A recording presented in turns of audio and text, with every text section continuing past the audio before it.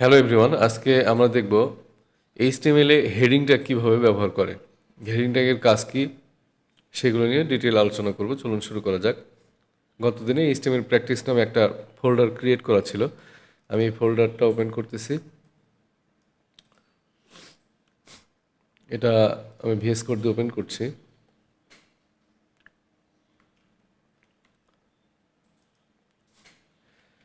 আচ্ছা, ফর্মটা আমি কেটে দিই। ফর্ম গতদিন প্র্যাকটিস করানো ছিল। আজকে হেডিং ট্যাগ নিয়ে আলোচনা করব।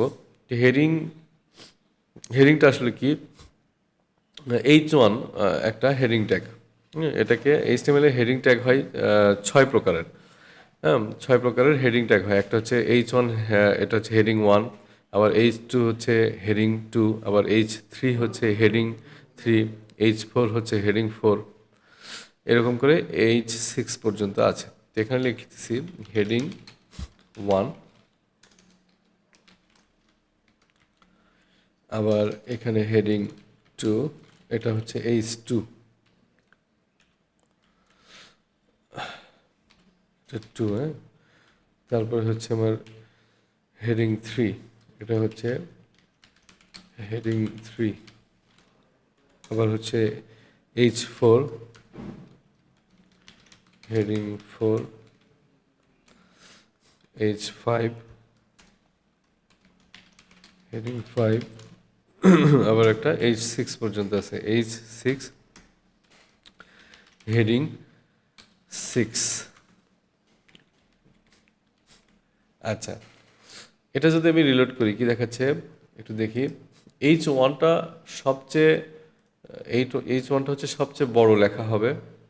সাইজটা সবচেয়ে বড় হবে H1-এর। তারপরে H2 তার চেয়ে ছোট, H3 তার চেয়ে ছোট, এভাবে H6 পর্যন্ত। তো আমরা একটু দেখি আসলে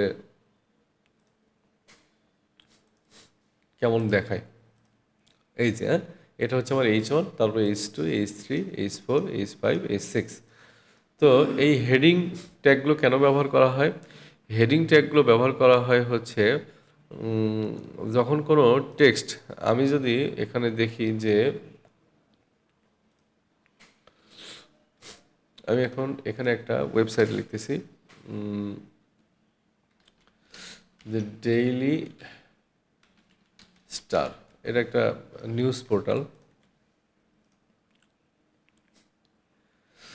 এখানে আমার কিছু কন্টেন্ট আছে। কন্টেন্টগুলোতে এই জায়গায় যদি আমি একটা কন্টেন্টের ডিটেইল দেখি, ক্লিক করলে এখানে আমার আমার কন্টেন্টের হেডিং দেখাচ্ছে। দেন সেই কন্টেন্টের প্যারাগ্রাফ কী হবে, ডিটেইল কী, সেটা এখানে দেখাচ্ছে।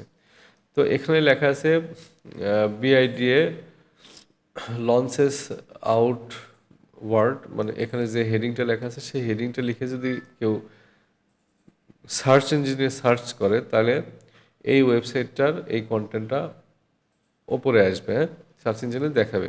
তা আসলে এইটাই যে মাস্ট দেখাবে এমন নাও হইতে পারে, কারণ এরকম হেডিংটাকে আরও অনেক ওয়েবসাইট ব্যবহার করে থাকতে পারে। সেক্ষেত্রে আরও অনেক ওয়েবসাইট আসবে, সেটার একটা লিস্ট তৈরি হবে। আচ্ছা, সেগুলো পরের কথা। তো এখানে কিন্তু এটাকে H1-এর মধ্যে রাখা হয়েছে, এটা কিন্তু প্যারাগ্রাফ ট্যাগের মধ্যে রাখা হয়েছে। তো আমি এটা এভাবে যদি করি, এটা আমার H1, আমি এগুলোকে ফেলে দিই। আমি এটা H1, দেন এর ভিতরে আমি লোরেম 30 এখানে একটা মানে ডেমো টেক্সট নিলাম।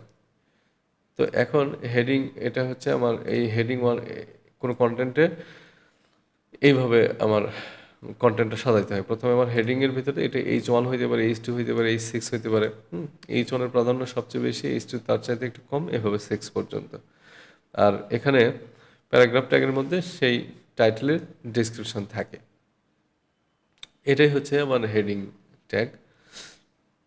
আর এসি অপটিমাইজেশনের জন্য মানে H1 থেকে H6 এই হেডিং ট্যাগগুলো খুবই গুরুত্বপূর্ণ। আচ্ছা, এখন আমি আর একটা বিষয় আলোচনা করব, সেটা হচ্ছে হেড ট্যাগ। এইচটিএমএল এ এই হেড ট্যাগের কাজকে কীভাবে কাজ করে সেগুলো নিয়ে একটু আলোচনা করব। হেড ট্যাগ, এই হেড ট্যাগটা আমার একটা এইচটিএমএল ডকুমেন্টের মধ্যে একবারই থাকতে পারে, এটা দুইবার থাকবে না।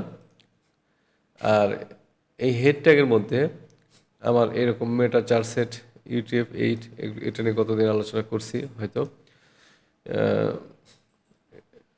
মেটা চার্টসেট UTF-8 মেটা মানে এ ধরনের বিষয়গুলো আমার হেডের মধ্যে থাকে, টাইটেল থাকে হেডের মধ্যে। আমি যদি কোনো এক্সটার্নাল সিএসএসকে লিঙ্ক আপ করতে চাই, যেমন এখানে যদি আমি একটা ফাইল নেই, যে আমি এই ধরনের কালারটা করবো একটু, হ্যাঁ, এখানে লিখেছি style.css।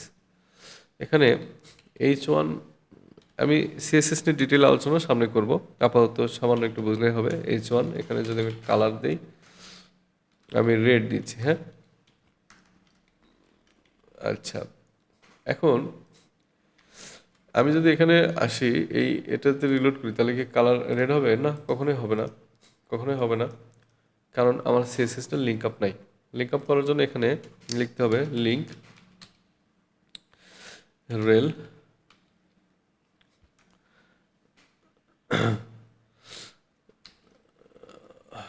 এখানে স্টাইল শিট টাইপ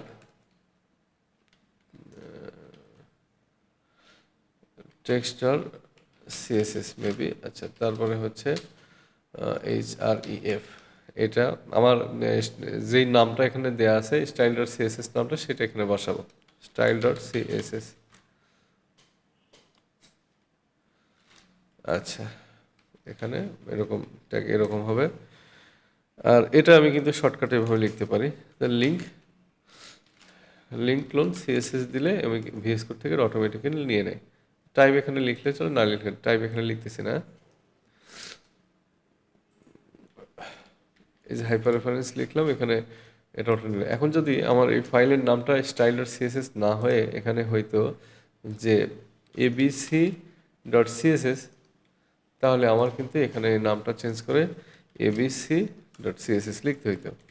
এবার যদি আমি রিলোড করি, আমার কিন্তু কালারটা চেঞ্জ হবে, তাই না? রিলোড করি, এখানে কালার চেঞ্জ হচ্ছে, কারণ কি আমি এখানে যে এক্সটার্নাল সিএসএসটা ব্যবহার করছি, এখানে যে কালারটা দেওয়া আছে সেটা আমার এই সনে দেওয়া আছে, আর সেই সিএসএস ফাইলটা এখানে লিঙ্ক আপ করা আছে। তাহলে কি বলতেছি, এক্সটার্নাল কোনো সিএসএস ফাইল লিঙ্ক আপ করা হলে সেটা হেডের মধ্যে করা হয়, ঠিক আছে? আচ্ছা, এখানে জেএসও লিঙ্ক আপ করা যায়, যেমন এখানে কোনো জাভাস্ক্রিপ্ট ফাইলকে লিঙ্ক আপ করা যেতে পারে। যেমন আমি এখানে যদি একটা জেএস ফাইল তৈরি করি, স্ক্রিপ্ট, আপাতত এগুলো এক্সটার্নাল ফাইল কীভাবে এখানে অ্যাড করে হেডের মধ্যে সেগুলো দেখাচ্ছি। জাভাস্ক্রিপ্ট মানে আগামীতে ডিটেইল আলোচনা করা যাবে। script.js, এখানে আমি লিখতেছি হচ্ছে সিম্পল একটা কিছু লিখি। আচ্ছা, এটা আলোচনা করতে গেলে অনেকে এটা লিখতে যে হবে না, বিভিন্ন সমস্যায় হবে, সে কারণেও আমি এটা আপাতত এখন কিছু দেখাচ্ছি না। এখন এই স্ক্রিপ্ট জেএস কোনো এক্সটার্নাল কোনো ফাইল, এটাকে যদি এখানে লিঙ্ক আপ করা লাগতো, তাহলে আমি এখানে লিখতাম স্ক্রিপ্ট, এখানে এসআরসি লিখতাম, ইকুয়াল ডাবল কোটেশন, এর মধ্যে যে ফাইল নেম সেই ফাইল নেমটা দিতাম, হ্যাঁ। আর হচ্ছে স্ক্রিপ্টটা শেষ করতে হবে, তাহলে এখানে স্ক্রিপ্ট এভাবে শেষ হইতো, ঠিক আছে? তাহলে আবার এই জেএস ফাইলটা কিন্তু এখানে লিঙ্ক আপ হয়ে গেছে, এভাবে লিঙ্ক আপ হইতো। আচ্ছা, তাহলে কি বলছে যে হেডের মধ্যে কোনো এক্সটার্নাল ফাইলকে লিঙ্ক আপ করা যায়। আচ্ছা, তাহলে আর টাইটেলটা কিন্তু হেডের মধ্যে থাকে। টাইটেলটা কি জিনিস, এখানে আমি যা লিখবো টাইটেলে, দিস ইজ সাইট টাইটেল, এটা যদি এখানে লিখি, এখানে রিলোড করলে দেখবেন সবার উপরে এখানে দিস ইজ সাইট টাইটেলে, এখানে এটা হচ্ছে দিস ইজ সাইট টাইটেল। এই হচ্ছে হেড ট্যাগ নিয়ে আলোচনা।